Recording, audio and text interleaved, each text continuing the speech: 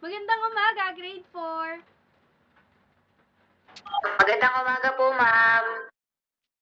Ayan, para sa ating magiging talakayan ngayong umaga, maaari bang alalahanin ninyo kung ano ang ating tinalakay kahapon? Sige, Shelly. Ma'am, patungkol po sa mga kagamitan po sa paggagawa ng basahan. Mahusay. Ano kaya yung mga kagamitan na ginagamit natin sa paggawa ng iba't ibang mga produkto? Mga ano po, tela, lumang damit, at mga kapirasong tela din po. Yan, tama. Ano pang mga ibang produkto na maaari nating gawin bukod sa basahan? Ano po, pot holder po. Mahusay.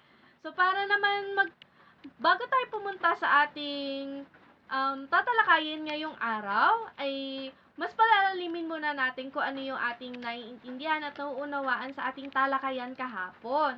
Magkaroon tayo ng isang maiksing aktibidad tungkol sa ating talakayan kahapon. Ngayon, ang ating aktibidad ay pinangalanang Anong Gamit Ko? Sa Hanay A ay meron tayong mga iba't ibang uri ng produkto at sa Hanay B naman ay pipiliin ninyo kung alin ang mga kagamitan na ginamit sa paggawa ng mga produktong nasa Hanay A. Nauunawaan ba, mga bata? Opo. Ngayon ay tayo na mag-umpisa. Ano ang nasa unang produkto? Basahan po. Mahusay. Ano kaya ang ginagamit sa paggawa ng basahan? Ayun ba ay ang tela o ang pako? Tela po, ma'am. Tama. Tingnan, tingnan natin kung tama nga ba ang sagot ni Shelly. Tama. Ang tela ang ginagamit sa paggawa ng basahan. Sunod naman, ano naman kaya ang ginagamit sa paggawa ng cabinet? Tabla po. Tabla. Tingnan nga natin kung tama ang tabla. Tama. Tabla ang ginagamit sa paggawa ng cabinet. Kasunod naman ay ang coffee jelly. Ano kaya ang ginagamit paggawa ng coffee jelly? Kape po. Tama. Tingnan nga natin kung tama ang sagot ni Shelly dito sa ating katanungan. Ayan, tama, kape. Ang kasunod naman ay ang pen holder. Alin kaya ang ginagamit sa paggawa ng pen holder? Ang pandikit kaya o ang tabla? Pandikit po. Tingnan nga natin kung tama ang pandikit. Tama. Pandikit ang ginagamit sa pagdidikit ng ating mga karton para makabuo ng mga pen holder. At ang panghuli ay ang scrapbook. Ano kaya ang ginagamit natin sa pagbuo ng scrapbook? Magazines po. Tama, pwede natin gamitin ang mga lumang magazine sa paggawa ng ating mga scrapbook. Tingnan nga natin kung tama. Ayan, kung nakuha nyo ang lahat ng tama nating sagot, ay bigyan ng palakpak ang inyong mga sarili.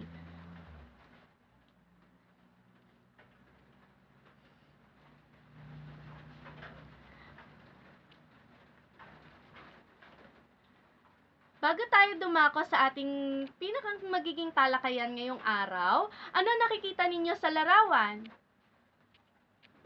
Mango po. Mangga, tama, mango. Kumakain ba kayo ng mangga? Opo, masarap po yan. Tama, masarap nga ang mangga, lalo na kung ganyang kadilaw at napakatamis niyan, di ba? Ngayon ay meron akong kwento tungkol sa puno ng mangga. Ito ay pinamagatang Hitik sa Bunga. Maaari mo bang basahin, Shelly? Opo. Hitik sa bunga. Marami ang bunga ng puno ng mangga ni na Mang Rolly. Tuwang-tuwa si Mang Rolly at agad na inutusan ng kanyang mga anak na pitasin ang mga mangga mula sa puno. Napansin niya na masyadong marami ang kanilang napitas. Kung kaya't inutusan niya ang kanyang mga anak na ibenta ang mga ito. Ang isang anak ni Mang Rolly ay agad na pinost ang mga mangga sa Facebook upang mabenta. Ang isa naman ay inilako ang mangga sa mga kanilang kapitbahay. Mabilis na naubos ang kanilang manggang paninda at nadagdagan ang kita ng kanilang pamilya nang dahil sa estrahiyang ginawa ng kanyang mga anak. Salamat sa pagbabasa, Shelly. Ngayon naman, sino nga muli ang may-ari ng puno ng mangga na hitik sa bunga? Si Mang Rolly po. Sino naman ang kanyang mga inutusan upang mamitas ng mga mangga dun sa puno na iyon? Mga anak po ni Mang Rolly. Tama. At ano naman kaya ang ginawa ng anak ni Mang Rolly upang mabawasan yung mga mangga nila na napitas? Yung isa po, ma'am, pinost niya po sa Facebook. Tapos yung isa po, nilako niya po sa mga kapitbahay. Mahusay. Mabuti na lamang at binasa ni Shelly ang ating kwento ngayon. Para sa ating susunod na aktibidad, handa na ba kayo? Meron si teacher ditong crossword puzzle na ating sasagutan. At gamit ang ating crossword na nasa screen ninyo, ay gagamitin natin itong gabay sa mga pangungusap sa ibaba at hanapin natin at guhitan sa crossword puzzle ang mga salita na tinutukoy. Dahil tayo ay online class ngayon at hindi nyo naman maguguhitan ang mga salita na ating ipahahanap ngayon, ay maaari nyo na lamang sabihin kung ano ang tinutukoy sa ating mga talata na ipa-flash dito sa ating screen. Naiintindihan ba? Opo. Yan, para sa una nating katanungan, maaari mo bang basahin, Shelly? Isang uri ng pang-akit ng mga consumer na madalas gumagamit ng iba't ibang uri ng teknolohiya at internet. Sa pamamagitan nito ay mabilis na maibenta ang iyong mga produkto kahit ikaw ay nasa bahay lamang. Ano kaya ang tinutukoy sa unang talata?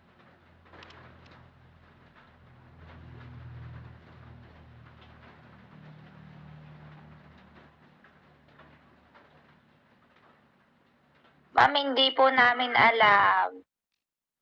Bibigyan ko kayo ng clue upang masagutan ninyo ang ating unang tanong. Ito ay nagsisimula sa letter F at lagi natin itong ginagamit lalo na ng ating mga magulang at saka ng ating mga kamag-anak upang makipag-konekta o makipag-usap sa pamamagitan ng internet kahit na nasa malayong lugar. Ano kaya ito? Ma'am, Facebook po. Facebook, tingnan nga natin kung tama ang sagot ni Shelly. Tama, Facebook. Para sa ikalawang katanungan, may kibasa, Shelly? Kilala rin na tawag na direktang pagbebenta kung saan inaalok ang produkto ng harapan. Ma'am, paglalako po. Tingnan nga natin kung tama ang paglalako ni Shelly. Mahusay! Tama ang paglalako. Para sa ikatlo, maaari mo bang basahin, Jessa?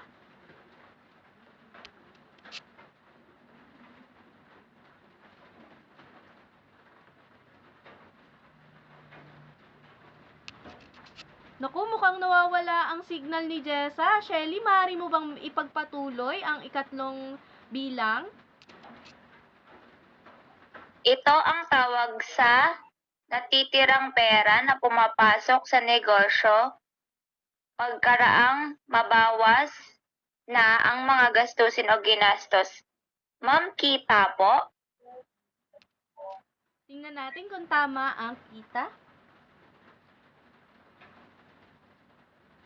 Ang tamang sagot ay tubo. Para sa ikaapat na bilang,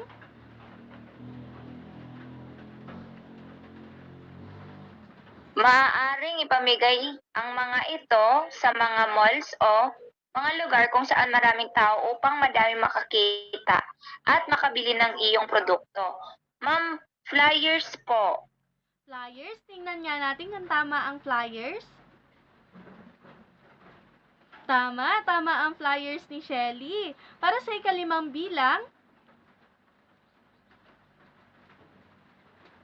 Kilala rin sa tawag na kapital. Ito ang ginagamit nating pera upang makapagsimula ng paggawa ng isang produkto o negosyo. Ma'am, puhunan po? tingnan nga natin kung tama ang puhunan. Tama, napakahusay ni Shelly. At ang panghuling bilang naman natin,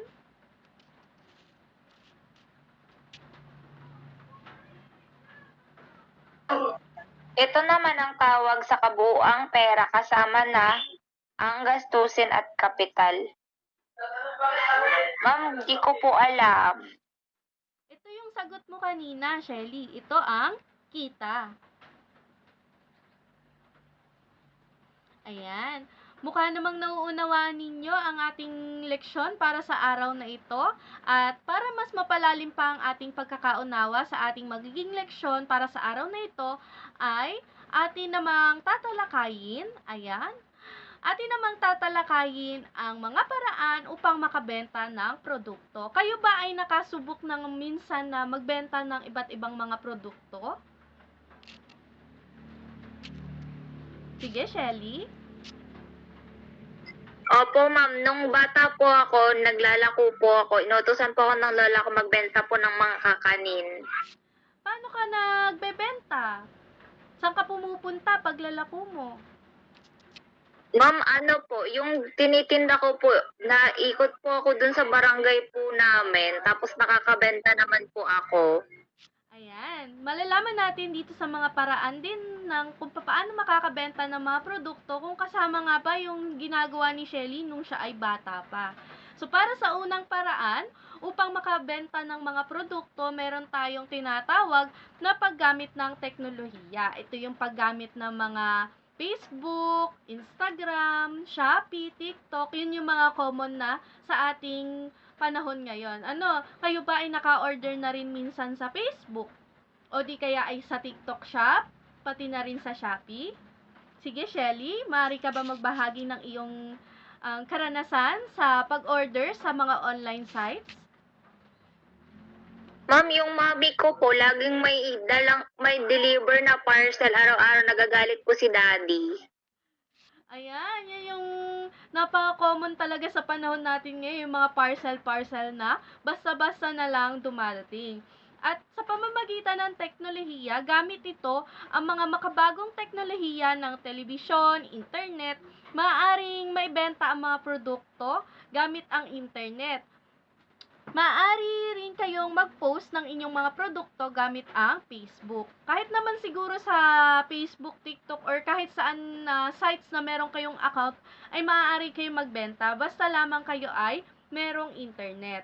Ano? So, kung halimbawa, meron kayong mga ginawang produkto, kagaya na lamang ng mga basahan, kagaya ng mga yung mga pencil holder, ayan, pwede nyo siyang i-post sa Facebook, pipicturan nyo lamang sila ng magaganda, and then ipo-post lamang natin sa Facebook para mas mabilis din tayong makakuha ng benta or makabenta ng ating produktong ginawa. Nauunawaan ba? Opo. Para naman sa susunod nating paraan upang makabenta ng produkto, ayan, pagtatala or paglathala ng produkto sa mga pahayagan o kaya naman ay sa pagpapaanunsyo sa radyo. So, kayo ba ay nakikinig pa rin ng radyo sa panahon ngayon? Hindi po, ma'am. Yan, kasi medyo bihira na lamang talaga ang nakikinig ng radyo ngayon. Karamihan yung mga matatanda na lamang ang interesadong makinig sa radyo. Kasi meron naman na tayong mga Spotify, YouTube, ayan, dyan na tayo madalas nanunood at saka nakikinig ng ating mga musikang naiibigan. Pero, doon din sa mga site na iyon, kagaya ng aking nabanggit kanina, doon sa mga sites na kailangan ay gagamitan natin ng internet, ay meron din tayo mga nakikitang mga iba't ibang advertisements. Kagaya na lamang yung kapag halimbawa, naranasan nyo na ba yung kapag sa YouTube, basta-basta na lamang mapuputol yung ating pinapanood at kailangan mag-antay pa ng 5 hanggang 10 segundo upang magpatuloy lamang ulit yung ating pinapanood. Naranasan nyo ba yon? Opo, ma'am. Pag nanonood po ako, nakakainis po kasi lumalabas po yung mga ads. Ayan, yun yung tinatawag din nating ads. Isa din yun sa pamamaraan upang makabenta din sila ng mga produkto nila, kagaya na lamang sa mga Dove, at saka yung mga iba pang produkto na may mga pangalan. Talagang pinuputol nila yung mga pinapanood natin. Kasi noon, wala namang commercial pagka tayo ay nanonood sa internet. Pero ngayon, dahil maganda ng source ng income ang paggamit ng internet, ginagawa na rin nila ng ads para sila din ay kumita at makabenta. Nauunawaan ba ang ating ikalawang paraan upang makabenta ng produkto? Apa. Ngayon naman ay mag-proceed tayo sa ikatlong paraan upang makabenta ng produkto. Ito yung sinasabi natin kanina, yung pagbibigay ng mga flyers or paggagawa din ng mga flyers. Kung halimbawa ang inyong mga produktong ginawa ay inyong nalitratuhan at naipost na sa mga social media accounts ninyo, ayan, para naman sa mga hindi gumagamit ng social media, ayan, pwede nyo silang abutan ng ating mga tinatawag na flyers, kung saan doon nakalagay yung inyong produkto, yung larawan ng inyong produkto, kung magkano, at kung ano ang description o itsura ng inyong produkto mismo. No, mas madali tayo makakabenta rin kapag tayo ay namimigay ng flyers. Meron akong experience nito before, yung mga namimigay ng flyers para magpakabit ng internet, and effective naman siya kasi talagang napakabit kami ng internet noon, kaya dahil dun sa flyers na kanilang ipinamimigay. Kayo din ba ay nakatanggap na ng flyers habang kayo ay naglalakad sa daan? Opo, ma'am. Sa po, Greenwich. Ayan, sa Greenwich. Anong naging epekto sa'yo ng flyers? Ma'am, nakakagutom po kasi madami pong picture ng pagkain. Ayan, yun talaga ang konsepto ng paggawa ng flyers para maakit ang mga mamimili at para makuha ang kanilang kalooban para bumili sila sa iyo. So, kasunod naman tayo, nauunawaan ba ang ikatlong paraan upang makabenta ng produkto? Apa. Ngayon naman ay mag-proceed tayo sa ikaapat. Ito yung ikaapat nating paraan upang makabenta ng produkto. Ito yung sinasabi ni Shelly kanina, ang direktang pagtitinda, kung saan pwedeng inilalako ang mga paninda o direktang iniaalok sa tao ang ating mga produkto. Kapag naman halimbawa ay meron tayong kagaya ni Mang Rolly kanina sa ating kwento, meron silang puno ng mangga.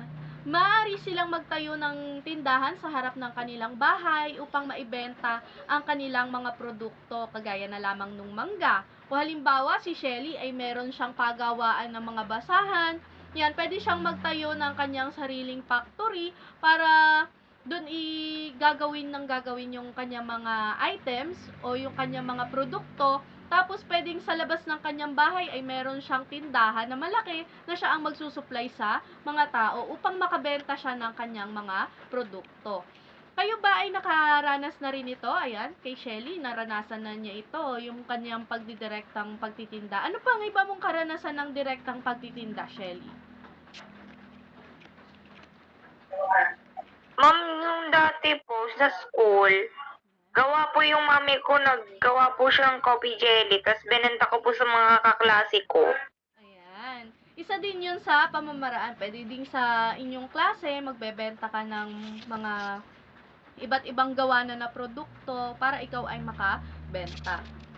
Ngayon naman, ay meron ding tinatawag na pagtutuos. Alam nyo ba ang ibig sabihin ng pagtutuos? Ma'am, hindi po. Ang pagtutuos ay nangangahulugan din sa Tagalog na pagbebenta. Ayun yung tinatawag natin pagbebenta or pagkukwenta. Naiintindihan ba? Ang pagtutuos ay pagkukwenta. Apa.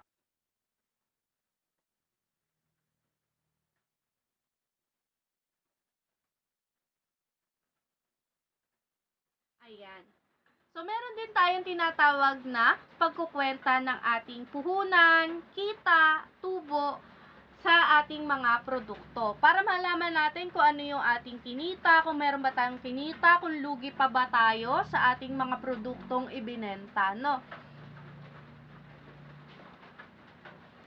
So, para malaman natin kung epektibo nga ba yung mga ginawa nating paraan sa pagbebenta, ayan, meron tayong halimbawa na nakasulat dito sa ating PowerPoint presentation. Ano, kung nababasa ninyo, ano nga ang proyektong ginawa riyan?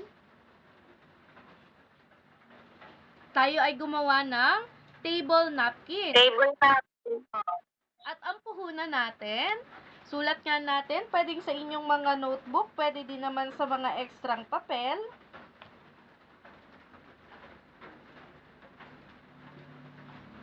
Ang ating puhunan sa tela ay 15 pesos. Excuse po. Ang ating puhunan sa tela ay 15 pesos. Para naman sa sinulit, ay meron tayong 10 piso na puhunan.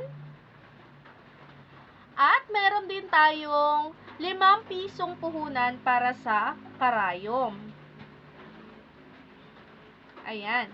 Ang gagawin natin upang makwenta natin ang kabuuan nating puhunan ay ipagsasama-sama natin sila, ipagpa-plus-plus natin sila, at pagka pinagsama-sama itong tatlong ito, tayo ay makakabuo ng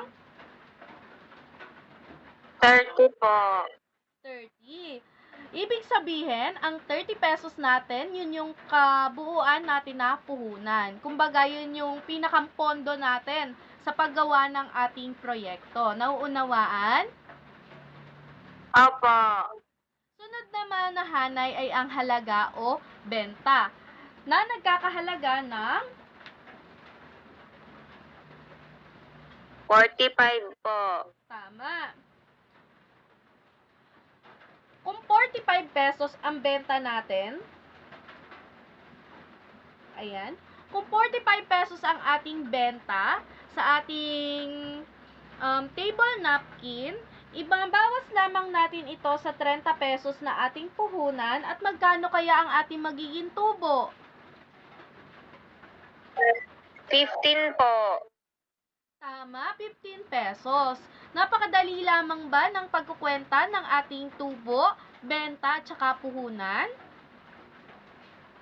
Opo. May nalilito po ba sa pagkukwenta ng puhunan? Ay, hindi po. Ayan. So, kung hindi na kayo nalilito sa pagkukwenta ng ating mga puhunan, benta, at saka tubo, ayan, maaari na tayong mag-proceed sa susunod nating aktibidad. Ngayon naman ay susuriin natin kung gaano na kayo kagaling magkwenta ng puhunan, kita, at tubo sa ating mga produkto. Ngayon ay kumuha kayo ng isang malinis na papel at sagutan ang ating aktibidad.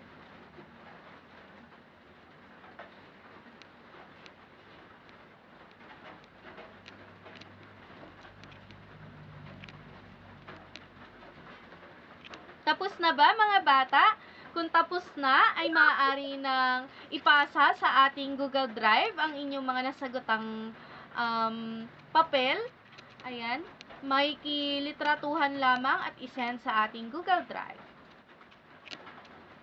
Tapos na? Opo. Ayan. Kung tapos na, magkakaroon tayo ng grupuhang aktibidad na tatawagin naman nating lights, camera, action. Dahil hindi kayo ngayon magkakasama, ay isahan na lamang ang ating gagawin dito dahil iilan lamang din naman ang nasa klase natin ngayong araw. Kayo ay imbis na mag-grupo ay bawat isang mag-aaral ay bibigyan ng pagkakataong ipakita kung paano nila ibebenta ang isang basahan base sa itinatalakay na pamamaraan ng pagsasaayos at pagbebenta ng mga produkto. Handa na ba kayo? Opo. Ayan, mabuti naman. Bibigyan ko lamang kayo ng 5 minuto upang maghanda para sa inyong ipipresenta ngayong araw din na ito. Opo. Kung tapos na mga bata ay maaari nang buksan ang inyong mga kamera at ipakita kay teacher kung paano ninyo ibebenta ang mga basahan base sa ating tinalakay kanina.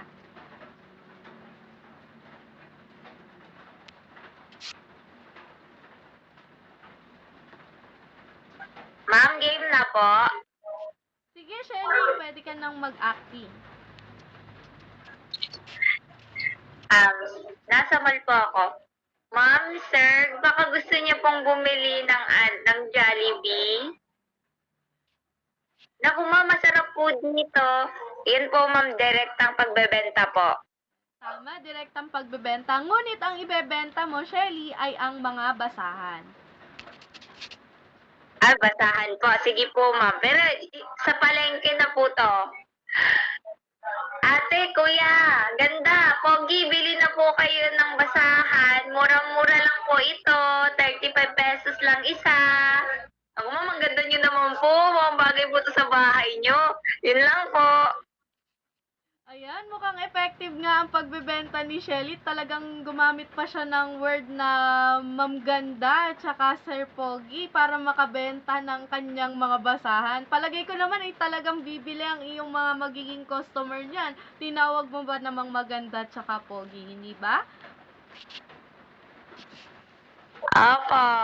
Kasi ma'am, naririnig ko po yun sa palengke. Ayan, madalas nga nating naririnig yan. Ngayon naman ay dumako na tayo sa ating pagpapalalim ng ating kaalaman. Kumuha lamang muli ng papel at isulat ang mga naiisip ninyong mga pamamaraan na sa tingin ninyo ay aakma sa bawat talata na nakasaad dito sa ating PowerPoint presentation. Isulat lamang kung ano ang nararapat na pamamaraan sa paggawa ng pen holder na gawa sa mga lata ng gatas na nilagyan ng mga palamuti, kung anong pamamaraan ang gagamitin ninyo sa pagbebenta ng mga pen holders at saka pot holders.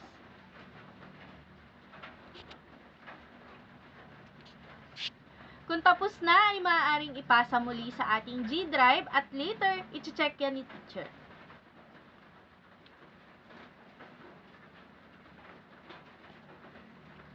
Nag-send ako sa ating classroom, mga bunso, ng ating pagsusulit sa araw na ito at maaari nyo na siyang sagutan. Ito ay may limit lamang na 10 minuto, kaya sagutan nyo na siya ngayon. Yun lamang muna para sa araw na ito at maraming salamat sa pakikinig. Thank you